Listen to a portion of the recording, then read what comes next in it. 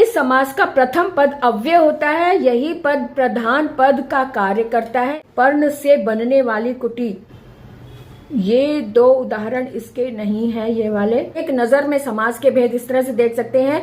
अव्यय भाव समास में पूर्व पद प्रधान होता है, तत्पुरुष समास में उत्तर पद प्रधान होता है। तत्पुरुष के दो और भेद होते हैं जिसमें कर्मधारय और द्विगु समास, इसमें भी उत्तर पद ही प्रधान होता है। द्वंद्व समास में दोनों पद प्रधान होते हैं और बहुब्रीहि में किसी तीसरे पद की कल्पना होती है, अर्थात इसमें कोई भी पद प्रधान नहीं होता।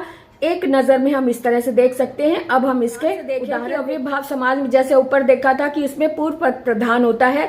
इस समास का प्रथम पद अव्यय होता है, यही पद प्रधान पद का कार्य करता है। इस समास में पुनरुक्त शब्द एवं निरर्थक शब्द का प्रयोग भी किया जाता है, जैसे समस्त पद, आजन्म, विग्रह जन्म से लेकर आजीवन, जीवन पर्यंत, जीवन भर, आमरण, मरण तक, प्रत्येक, एक एक, द्वार द्वार, यहाँ पे दो बार शब्द हुआ है, यानी कि यहाँ बताया था पुनरुक्त यानी दोबारा रिपीट किए जाते हैं। द्वार द्वार, गली गली, घर घर, इस तरह के शब्द भी होते हैं जो अव्यय भाव समास के अंतर्गत आते हैं। यथाशक्ति, शक्ति के अनुसार, यथा शीघ्र, जितना शीघ्र हो सके, यथोचित, जितना उचित हो, यथा नियम, नियम के अनुसार, यथा समय, समय के अनुसार, यथा क्रम, क्रम के अनुसार, हर घड़ी, प्रत्येक घड़ी। यथाशक्ति में यथा उपसर्ग लगा, यथा शीघ्र लगा है, यथा, इनमें सब में यथा लगा है, हर घड़ी में हर उपसर्ग लगा है। इस तरह से इसकी यह पहचान है कि पूर्व पद प्रधान होते हुए भी पूर्व पद प्रधान है, साथ में पूर्व पद उपसर्ग के रूप में इसमें लगता है। ये इसकी सबसे बड़ी पहचान है। तो इस तरह से ये अव्यय भाव समास के हमने उदाहरण देखे। अब हम देखेंगे कि तत्पुरुष समास में क्या परिभाषा है और तत्पुरुष समास में क्या मुख्य होता है, क्या प्रधान होता था कि इसमें उत्तर पद प्रधान होता है। तत्पुरुष समास में उत्तर पद प्रधान होता है। तत्पुरुष समास का उत्तर पद प्रधान होता है, इसमें पहले पद के साथ लगी हुई विभक्ति का लोप हो जाता है। तत्पुरुष समास में कर्ता और संबोधन कारक की विभक्ति का प्रयोग नहीं होता। इसमें मुख्य बात यह समझने की है कि तत्पुरुष समास में कारक होते हैं। कारक चिन्हों से हमें पता चलता है, अगर इसमें इसको विग्रह करने से कारक चिन्ह सामने आते हैं तो इसका मतलब यहाँ पर तत्पुरुष समास है। अब इसी तरह से कर्म पुरुष, कर्म तत्पुरुष को देखें, क्योंकि इसमें कर्ता कारक नहीं उपयोग में लाया जाता। पहला कारकों में सबसे पहला कारक कर्ता होता है, लेकिन तत्पुरुष समास में कर्ता कारक का उपयोग नहीं होता, इसीलिए कर्म से शुरू करेंगे। कर्म तत्पुरुष में को चिन्ह छिपा होता है। कर्म तत्पुरुष को पूर्व पद में विभक्ति का लोप हो जाता है, जैसे ग्रामगत, गांव को गया हुआ, स्वर्गवास, स्वर्ग को गया हुआ, ग्रहागत, ग्रह को गया हुआ, यश प्राप्त, यश को प्राप्त, सिद्धि प्राप्त, सिद्धि को प्राप्त, परलोक गमन, परलोक को गया हुआ। तो इस तरह से को चिन्ह आ रहा है, इसलिए ये कर्म तत्पुरुष है। ऐसे ही करण तत्पुरुष के उदाहरण देखेंगे। करण तत्पुरुष में से आता है, से यानी के द्वारा या के साथ। तो प्रेम आतुर, प्रेम से आतुर, भयाकुल, भय से आकुल, शोकाकुल, शोक से आकुल, अकाल पीड़ित, अकाल से पीड़ित, भयभीत, भय से भीत। भयभीत यहाँ पर गलत दिया हुआ है। भयभीत जो डरा हुआ होता है वो पंचमी में यानी अपादान का उदाहरण है, इसको आप कट कर दो, कई बार मिस प्रिंट भी हो जाता है पुस्तक में। तो पंचमी में अपादान में का मतलब है अलग होने के का अर्थ आता है। भय से भीत, भय से डरा हुआ, तो यहाँ पर ये भयभीत जो है डरा हुआ वाला जो होता है, डरने के अर्थ वाले को हम अपादान में रखते हैं, तो इसको हम यहाँ पे नहीं रखेंगे, ये करण कारक का नहीं है। तो ज्ञान युक्त, ज्ञान से युक्त, आशातीत, आशा से तीत, अनुभव जन्य, अनुभव से जन्य, सूर रचित, सूर द्वारा रचित। अब जो लेखक होते, लेखक द्वारा रचित वाली जो चीजें होती वो भी तृतीया यानी करण कारक में आती, जैसे तुलसीकृत, सूर चरित, हस्त लिखित, रेखांकित। तो ये लिखित वाली चीजें भी जो रचनाएं होती है उसमें भी तृतीया करण कारक का प्रयोग होता है। मन गढ़ंत, मन से गढ़ंत। पर्णकुटी, पर्णकुटी का मतलब होता है पत्ते, पर्ण का मतलब होता है पत्तों से बनी हुई कुटी, तो पर्ण से बनी कुटी। भूख मरा, भूख से मरा हुआ। ईश्वर प्रदत्त, ईश्वर द्वारा प्रदत्त। मन माना, मन से माना। तुलसीकृत, तुलसी द्वारा कृत। गुण युक्त, गुण से युक्त। गुरुदत्त, गुरु द्वारा दिया हुआ। गुरुदत्त यानी गुरु द्वारा प्राप्त। तो इस तरह से ये अब हमने पढ़े करण तत्पुरुष के उदाहरण। अब हम पढ़ेंगे संप्रदान के लिए, जो चौथे नंबर पर आता है संप्रदान, जिसका चिन्ह होता है के लिए। क्रीड़ा क्षेत्र, क्रीड़ा के लिए क्षेत्र, विद्यालय, विद्या के लिए आलय, व्यायामशाला, व्यायाम के लिए शाला, पाठशाला, पाठ के लिए शाला, प्रयोगशाला, प्रयोग के लिए शाला, यज्ञशाला, यज्ञ के लिए शाला, हथकड़ी, हाथ के लिए कड़ी, जेब घड़ी, जेब के लिए घड़ी, गुरु दक्षिणा, गुरु के लिए दक्षिणा, देव बलि, देव के लिए बलि, देशार्पण, देश के लिए अर्पण, सत्याग्रह, सत्य के लिए आग्रह। संप्रदान के कुछ और उदाहरण है वो भी देख लेते हैं। युद्ध क्षेत्र यानी युद्ध के लिए क्षेत्र, रसोई घर, रसोई के लिए घर, गौशाला, गौ के लिए शाला, क्रीड़ा क्षेत्र, क्रीड़ा के लिए क्षेत्र, देशभक्ति, देश के लिए भक्ति, माल गोदाम, माल के लिए गोदाम, राह खर्च, राह के लिए खर्च, हवन सामग्री, हवन के लिए सामग्री। इस तरह से हमने जिसमें के लिए ये चिन्ह आ रहा है वो संप्रदान तत्पुरुष कहलाता है। अब हम देखेंगे अपादान तत्पुरुष जिसमें से चिन्ह होता है लेकिन अलग होने के अर्थ में आता है। अलग होने के अर्थ में आने वाले ये उदाहरण अब हम देखेंगे। उदाहरण इस तरह से धर्म विमुख, धर्म से विमुख। यहाँ पे सभी में जो से लगा है वो अर्थ वो अलग होने के अर्थ में लगा है। तो धर्म से विमुख, धर्म से विमुख, जन्मांध, जन्म से अंधा, गुणहीन, गुण से हीन, धनहीन, धन से हीन। जितने भी हीन वाले और भय वाले होते हैं वो भी पंचमी यानी अपादान में आते हैं, जिसमें से लगा है लेकिन वो हीन है और साथ में भय वाले जो शब्द हैं वो अपादान के अंतर्गत आते हैं। गुणहीन, गुण से हीन, धनहीन, धन से हीन, धर्म भ्रष्ट, धर्म से भ्रष्ट, ऋण मुक्त, ऋण से मुक्त, जातिच्युत, जाति से निकाला हुआ, लक्ष्य भ्रष्ट, लक्ष्य भटका हुआ, पदच्युत, पद से च्युत यानी निकाला हुआ, और देश निकाला यानी देश से निकाला हुआ। इस तरह से अपादान के उदाहरण जिसमें अलग होने का अर्थ आता है तो वो वाले अपादान तत्पुरुष कहलाते हैं। अब हम देखेंगे संबंध तत्पुरुष जिसमें का, के, की और रा, रे, री आते हैं। रा, रे, री भी इसी में आता है। तो अब हम संबंध तत्पुरुष के उदाहरण देखें। भारत रत्न, का, के, की और रा, रे, री इसका संबंध का मतलब है, इनसे पता चलता है कि इनके साथ रिलेशन क्या है।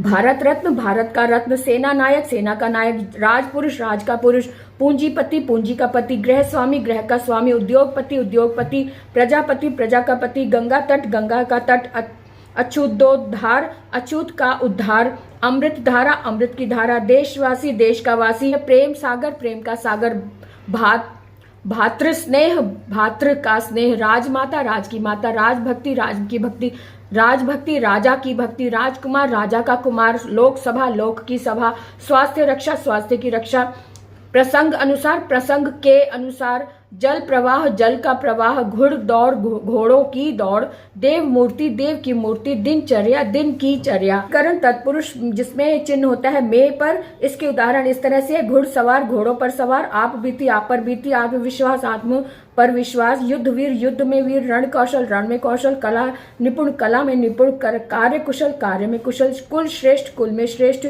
आनंद मग्न, आनंद में मग्न, लोकप्रिय, लोक में प्रिय, धर्मवीर, धर्म में वीर, ध्यान मग्न, ध्यान में मग्न, नीति निपुण, नीति में निपुण, पुरुषोत्तम, पुरुषों में उत्तम, व्यवहार कुशल, व्यवहार में कुशल, विचार मग्न, विचार में मग्न। अब हम देखेंगे कर्मधारय समास के उदाहरण जिसमें पहला पद विशेषण और दूसरा पद विशेष्य होता है या आपस में उपमेय उपमान का संबंध होता है।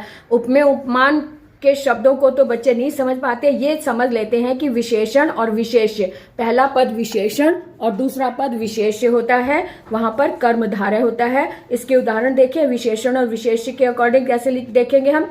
नीलांबर, नीला है जो अंबर, अब नीला विशेषण है और अंबर विशेष है। नीला है जो अंबर, श्वेतांबर, श्वेत है जो अंबर, पीतांबर, पीला है जो अंबर, नील कमल, नीला है जो कमल, नील गाय, नीली है जो गाय, परमानंद, परम है जो आनंद, पुरुषोत्तम, उत्तम है जो पुरुष। इधर इनके समस्त पद और विग्रह को भी ध्यान देना जरूरी होता है क्योंकि विग्रह के आधार पर ही हमें नाम देना होता है कि ये कौन सा समास भेद है। पंचचक्की, पानी से चलने वाली चक्की, पर्ण कुटीर, पर्ण से बनने वाली कुटी। ये दो उदाहरण इसके नहीं है, ये वाले पवन से चलने वाली चक्की, ये तो से के द्वारा वाली लगी हुई है, तो के द्वारा यानी करण कारक में ये आएगा, इसलिए इन दोनों को कट कर दो।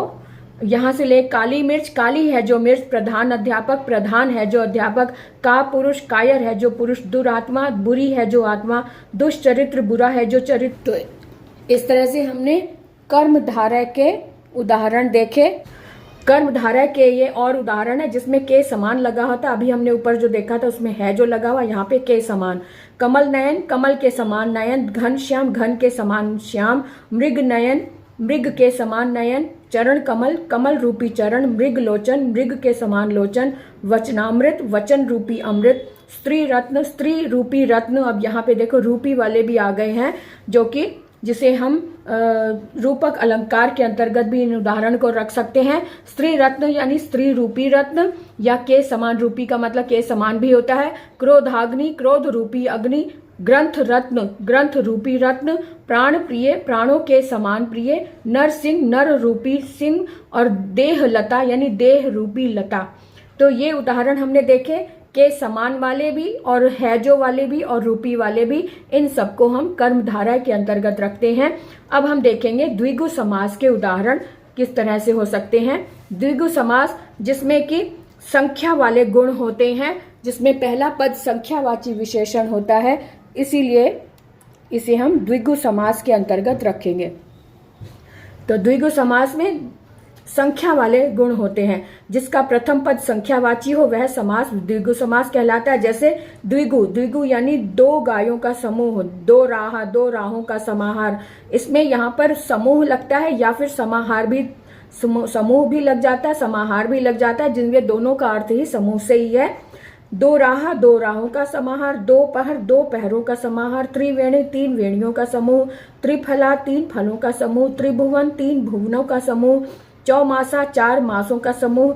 चतुर्भुज, चार भुजाओं का समूह। चौमासा, चार मासों का समूह। चतुर्भुज, चार भुजाओं का समाहार।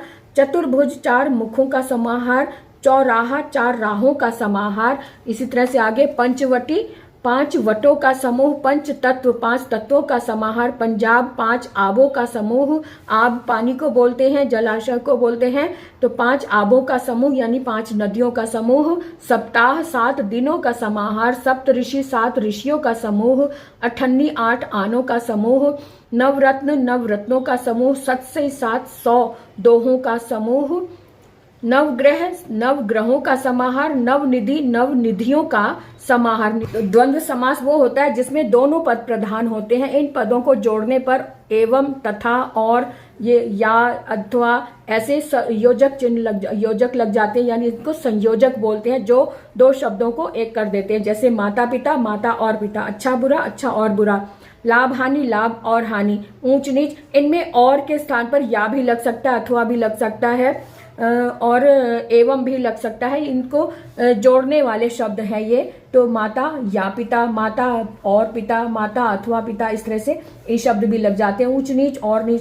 सुख दुख, सुख और दुख। और एक बात और देखो, ये सारे ही शब्द एक दूसरे के विलोम भी होते हैं। ये भी पहचान कर लो। द्वंद्व समास में संयोजक शब्द और, तथा, एवं, या, अथवा ये लगे होते हैं। साथ में ये दोनों शब्द एक दूसरे के विलोम होते हैं, या हम कहें कि एक दूसरे के आमने सामने होते हैं, या फिर विरोधी होते हैं। तो दो टीम भी कह सकते हैं। खेल के मैदान में दो टीम की जैसे भी होते हैं। और दोनों ही पद प्रधान होते हैं। ये बात भी समझने वाली है, क्योंकि दोनों के बगैर अधूरा है। अगर हम माता पिता इनके बीच में अगर ना लगाएं दोनों में से, तो एक से काम नहीं चलेगा। इसी तरह से खेल के मैदान में दो टीम होती है, एक टीम नहीं खेल पाती, दो होती है, दोनों में मुकाबला होता है। इस तरह से राजा रंक, राजा और रंक। जन्म मरण, जन्म और मरण। धनी निर्धन, धनी और निर्धन। गंगा यमुना, गंगा और यमुना। आचार व्यवहार, आचार और व्यवहार। जल थल, जल और थल। दूध दही, दूध और दही। घी शक्कर, घी और शक्कर। फूल पत्ती, फूल और पत्ती। देश विदेश, देश और विदेश। स्त्री पुरुष, स्त्री और पुरुष। जलवायु, जल और वायु। दाल रोटी, दाल और रोटी। इस तरह से हमने द्वंद्व समास के ये सारे उदाहरण देखे, जिसमें पहचान क्या है, और, अथवा, या ये लगे होते हैं, और साथ में ये दोनों ही एक दूसरे के विरोधी होते हैं, या हम कहें एक दूसरे के विलोम होते हैं। अब हम बहुब्रीहि समास के उदाहरण देखेंगे। इस समास में दोनों ही पद प्रधान नहीं होते, कोई भी पद प्रधान नहीं होता। जो प्रधान होता है वो वहां उपस्थित नहीं होता, यानी तीसरा ही पद कोई प्रधान होता है।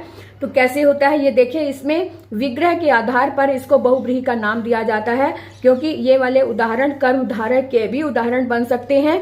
सिर्फ विग्रह के आधार पर हम कहेंगे कि ये बहुब्रीहि है, अथवा कर्मधारय। यहाँ पे बहुव्रीहि में धारण करने वाला अर्थात करके हमने ये वाले सारे ही शब्द विशेषण का कार्य कर रहे होते हैं, जहां पर वहां बहुव्रीहि होता है और जिसकी विशेषता बताई जा रही है वो वहां यहाँ पर नहीं होता, उसका लोप होता है। तो ऐसे वाले में जो विग्रह होता है उसमें बहुव्रीहि होता है। जैसे चक्रधर, चक्र को धारण करने वाला अर्थात विष्णु। नीलकंठ है जिसका अर्थात शिव। अंशुमाली यानी अंशु है माला, यहाँ पे माली नहीं माला, अंशुमाला, अंशु है माला जिसकी अर्थात सूर्य। चंद्रशेखर, चंद्रमा है मस्तक पर जिसके अर्थात शिव। दशानन, दश है आनंद जिसके अर्थात रावण। अब दशानन में द्विगु समास भी बनता है और कर्मधारय भी बनता है। कर्मधारय तो ये सभी है, सिर्फ इनके विग्रह पर आधारित हम कह सकते हैं। अगर हम अर्थात लगा रहे हैं तब ये बहुव्रीहि है, अगर हम कहें है जो जिसमें विशेषण और विशेष्य की बात करें तब ये कर्मधारय होगा। लेकिन दशानन एक ऐसा है जिसमें 3 तरह से हम जोड़ सकते हैं, कर्मधारय भी है। कर्मधारय इसलिए तो ये 10 है जो मुख कर्मधारय, 10 है आनंद जिसके तो रावण, तो तब ये बहुव्रीहि है। और 10 मुखों का समूह अगर हम कहें तब ये द्विगु समास होगा। आगे देखिए श्वेतांबर, श्वेत है अंबर जिसके अर्थात सरस्वती। लंबा है उदर जिसका अर्थात गणेश।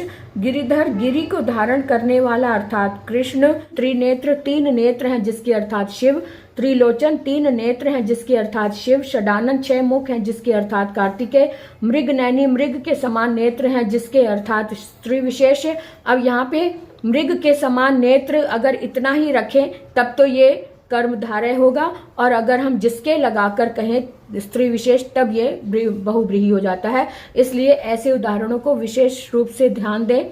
पीताम्बर, पीले हैं वस्त्र जिसके अर्थात कृष्ण। 12 सिंगा, 12 है सींग जिसके अर्थात हिरण विशेष। और महात्मा, महान है आत्मा जिसकी अर्थात विशेष व्यक्ति विशेष। अब यहाँ पर भी देखो महात्मा, महान है जो आत्मा अगर कहें तब यो कर्मधारय होगा। महान है आत्मा जिसकी लग गया अर्थात कोई तीसरा व्यक्ति विशेष हो गया तो वहां पर ये बहुव्रीहि समास हो जाएगा। कमल नयन, कमल के समान नयन जिसके अर्थात राम। पंचानन, 5 है आनंद जिसके अर्थात शिव। इस तरह से मुरलीधर, मुरली को धारण करने वाला अर्थात कृष्ण। दीर्घ बाहु यानी दीर्घ है बाहु जिसकी अर्थात विष्णु। निशाचर, निशा में विचरण करने वाला अर्थात राक्षस। इस तरह से ये बहुव्रीहि समास के उदाहरण हैं। बहुव्रीहि समास के उदाहरण में कोई भी पद प्रधान नहीं होता, ये इसकी पहचान है। यहाँ पर ये जो शब्द लगे होते हैं ये सारे के सारे विशेषण के रूप में प्रयोग हुए हैं। इसका विशेष्य कहीं और होता है जो हमें ढूंढना होता है। तो इस तरह से हमने आज समास के सभी उदाहरण, सभी भेद अच्छे से देखे, समझे उदाहरण सहित एक ही शॉट में, एक ही वीडियो में। अब आप समझ सकते हैं। कोई भी दुविधा हो तो आप बता सकते हैं, कमेंट बॉक्स में लिख कर आप पूछ सकते हैं कोई भी प्रश्न, आपको उत्तर जरूर मिलेगा। आज के लिए इतना ही, फिर मिलेंगे अगले वीडियो में। तब तक के लिए जय हिंद, जय भारत।